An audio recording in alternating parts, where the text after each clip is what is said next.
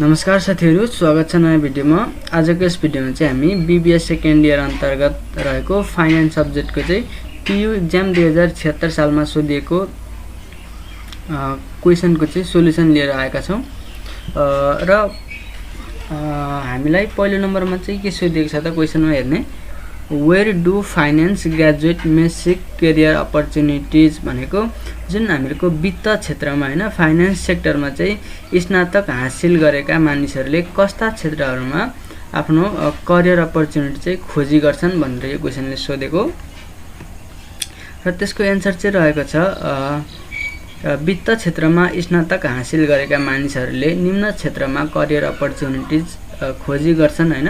पहिलो नम्बरमा रहेको छ बैंक, बीमा कम्पनी तथा वित्तीय संस्था तथा बजारहरुमा चाहिँ उसले आफ्नो करियर अपर्चुनिटी चाहिँ खोजी गर्छ।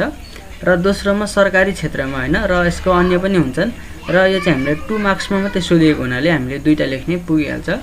र दोस्रो नम्बरको क्वेशन रहेको छ, suppose a firm uses a part of cash collected on account receivable to buy inventory and leaves the rest in its bank account, what effect does it make on the firm current ratio हैन। यो क्वेशनले चाहिँ भन्छ हामीहरुको account receivable भन्ने के हो त, current asset हो। Account receivable भन्ने अकाउन्ट रिसिभेबलको पैसा चाहिँ हामीले कलेक्ट गर्यौं, क्याश कलेक्ट गर्यौं हैन। र त्यसो गर्दा के भयो त, अकाउन्ट रिसिभेबल घट्ने भयो र क्याश चाहिँ फेरि हामीहरुको बढ्ने भयो भनेको केही पनि असर पारेन।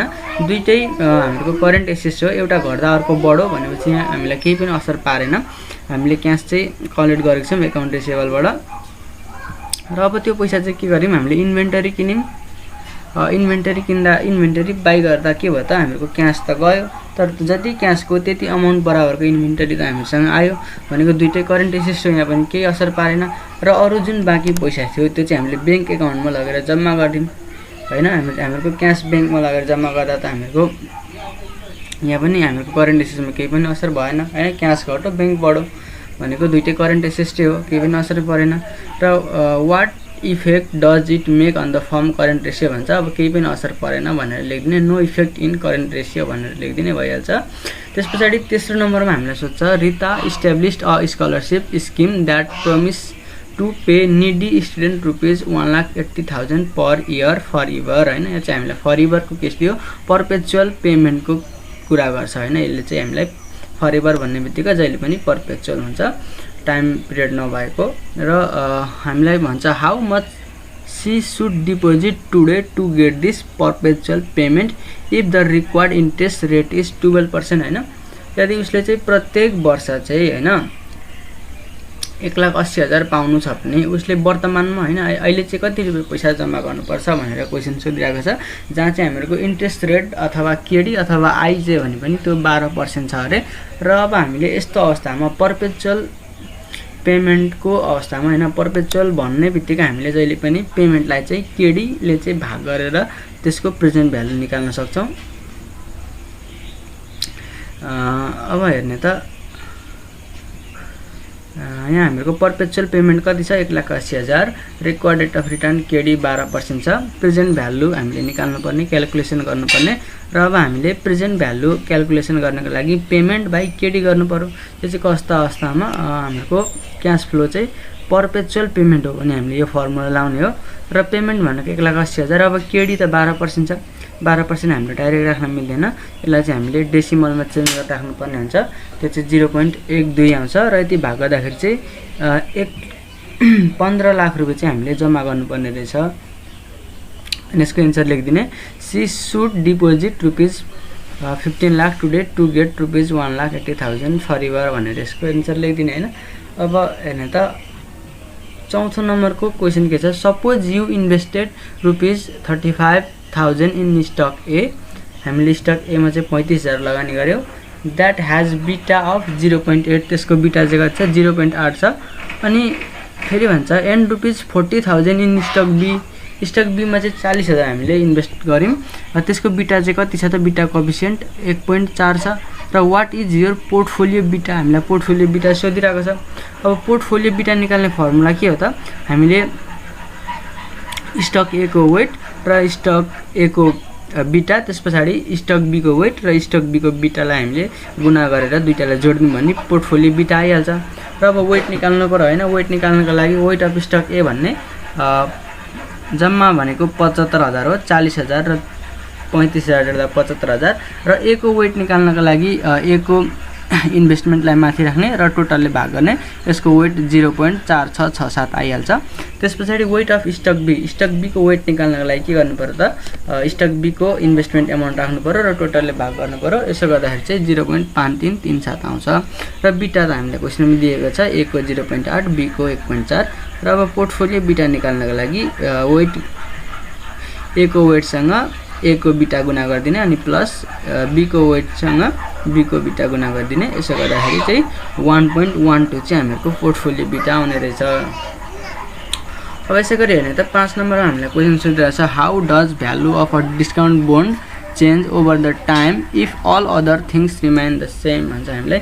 जुन डिस्काउन्ट बोन्ड छ त्यसको भ्यालु चाहिँ हैन वर्षको अन्तिममा चाहिँ कस्तो चेन्ज हुन्छ, अरु अदर थिङ्स चाहिँ सेम अरु कुराहरुमा हैन अन्य कुराहरुमा चाहिँ परिवर्तन भएन भने हैन हामीहरुको डिस्काउन्ट बोन्डको अन्तिमको प्राइस चाहिँ कति हुन्छ भनेर सोधेको। अब डिस्काउन्ट बोन्डमा चाहिँ के हुन्छ त हाम्रो जुन बोन्ड हुन्छ त्यो चाहिँ हामीले डिस्काउन्टमा इस्यु गरेको हुन्छौं र त्यसको पार भ्यालुमा चाहिँ म्याच्युरिटी पिरियड समाप्त भइसकेपछि चाहिँ हामी त्यो बोन्ड चाहिँ पार भ्यालुमा फिर्ता गर्ने हाम्रो प्रावधान हुन्छ डिस्काउन्ट बोन्डमा। त्यही भएर हामीले त्यही लेख्दिने यहाँ, if all other things remain the same the value of bond will increase to par value हैन।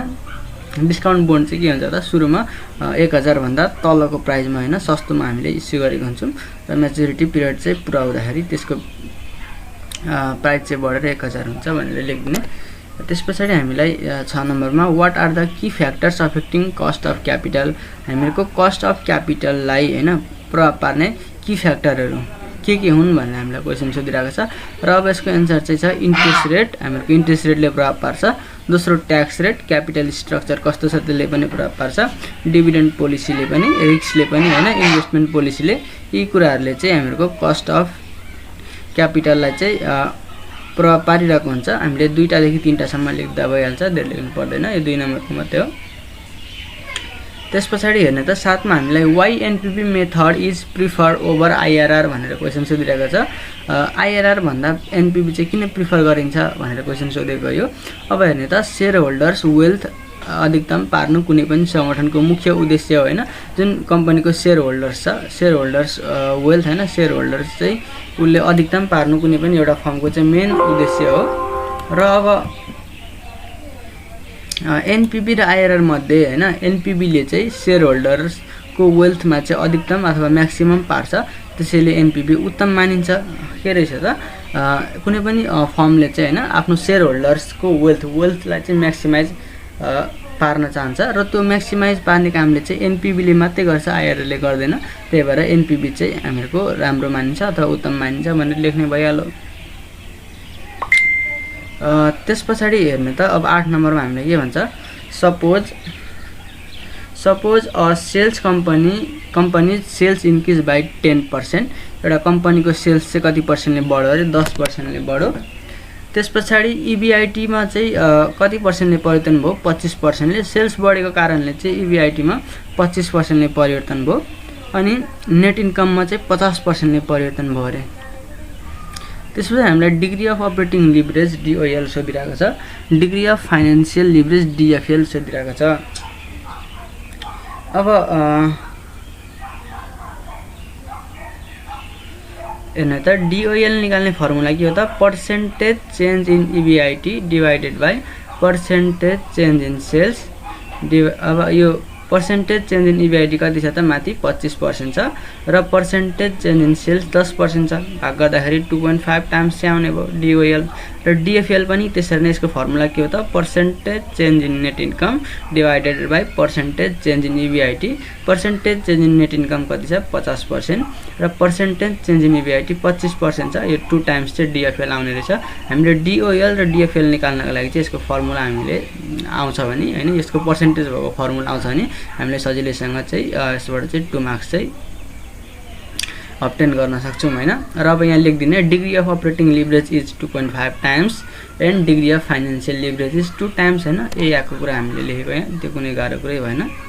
अब हेर्न त अर्को कति नम्बर हो 9 नम्बरमा हामीलाई के सोधेको छ a company whose market price per share is 600 एउटा कम्पनी जसको मार्केट प्राइस पर शेयर चाहिँ कति छ 600 छ र डिक्लेयर्स 20% स्टक डिभिडेन्ड हैन स्टक डिभिडेन्ड चाहिँ कति छ 20% चाहिँ रहेछ अनि भन्छ हामीलाई what will be its market price per share after stock dividend र स्टक डिभिडेन्ड दिइसके पछाडी त्यसको मार्केट प्राइस चाहिँ कति हो भनेर हामीलाई क्वेशन सोधेको यो हामीहरुको प्राइस चाहिँ के हो त स्टक डिभिडेन्ड दिनु भन्दा अगाडिको र स्टक डिभिडेन्ड चाहिँ कति छ 20% छ र 20% डिभिडेन्ड दिइसके पछाडी त्यसको मार्केट प्राइस कति हुन्छ भनेर हामीलाई क्वेशन सोधेको र यसको सोलुसन हेर्नु पर्यो हामीले मार्केट प्राइस पर शेयर कति छ एमपीएस अथवा यसलाई पी0 पनि भन्दा हुन्छ यो चाहिँ 600 रुपैयाँ छ त्यसपछि डिभिडेन्ड कति दिने त 20% डिभिडेन्ड दिने भन्छ 20% भनेको 0.20 हो र market price per share after stock dividend P star हैन जसलाई हामी P asterisk भन्छौं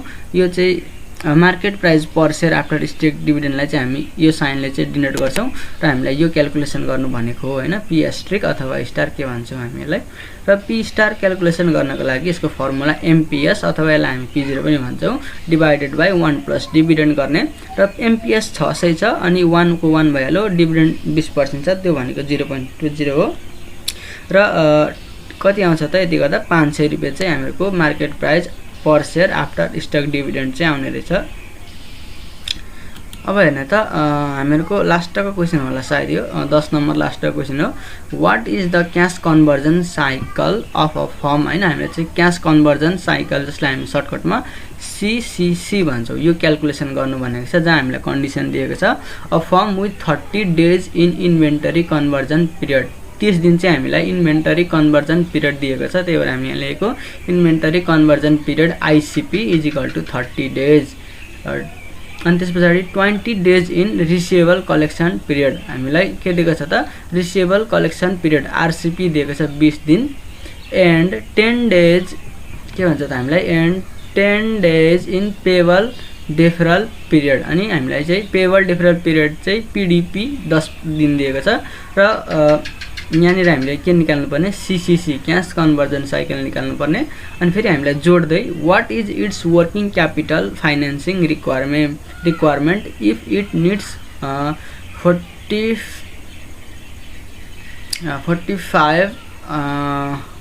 4500 in daily operating cost हैन डेली अपरेटिङ कस्ट चाहिँ 4500 हुने हो भने यसको वर्किङ क्यापिटल फाइनान्सिङ रिक्वायरमेन्ट कति हुन्छ भनेर सोधेको छ त्यसको लागि सुरुमा हामीले सीसीसी निकाल्नु पर्यो हैन सीसीसी निकाल्ने फर्मुला के हो त आईसीपी + आरसीपी - पीडीपी यति गर्यौं भने सीसीसी आउँछ र आईसीपी भनेको हामीसँग 30 दिन छ यो 30 दिन यहाँ राख्ने अनि आरसीपी भनेको हामीसँग 20 दिन छ यो 20 दिन राख्ने -10 भनेको पीडीपी छ यो घटाइदिने यति गर्दा 40 दिन सीसीसी आउँछ र अब वर्किङ क्यापिटल रिक्वायरमेन्ट निकाल्नको लागि सीसीसी सँग चाहिँ working capital require per day हैन एक दिनमा चाहिँ कति चाहिन्छ त्यो गुणा गरिदिने सीसीसी सँग हामीहरुको टोटल वर्किङ क्यापिटल रिक्वायर आइहाल्छ